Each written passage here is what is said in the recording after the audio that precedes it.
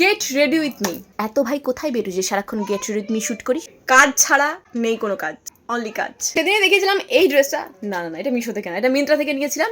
মিশো থেকে আমি নিয়েছিলাম একটা হোয়াইট ব্ল্যাক প্রিন্টের উপরে, কিছুটা এক দেখতে, বাট এইটা হলো ওর সতেলি বেহেন। এটা পরে এসে দেখাচ্ছি, তারপরে বলছি কতটা কমফোর্টেবল, কেন কিনবেন আর আমি কেন কিনেছি। ড্রেস তো পরে নিয়েছি, আর এটা হলো এটার প্যান্ট। বেবি হেয়ার গ্রো করেছে, নারকেল গাছের প্যান্ট, নারকেল গাছ, কলা গাছ, শিমুল গাছ, একটা কচুরি পানার পাতাও রয়েছে, কিন্তু দেখতে বেশ ইউনিক। এটা হলো প্যান্টটা, সাথে আবার দুটো পকেটও আছে। এখানে ফোন বাদে সবকিছু ঢুকে যাবে, আলু কাবলি, চিকেন পকোড়া সবকিছু রাখতে পারেন, মাঝে মাঝে খাবেন, কিন্তু বেশ কমফোর্টেবল। কোথা থেকে নিয়েছি সেটা তো বলেই দিচ্ছি।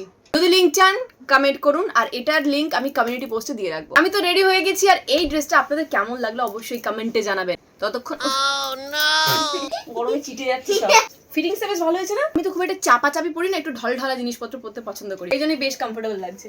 পাই নারকোল গাছ, সলিড বস, মিন্ত্রা, মান গয়ে।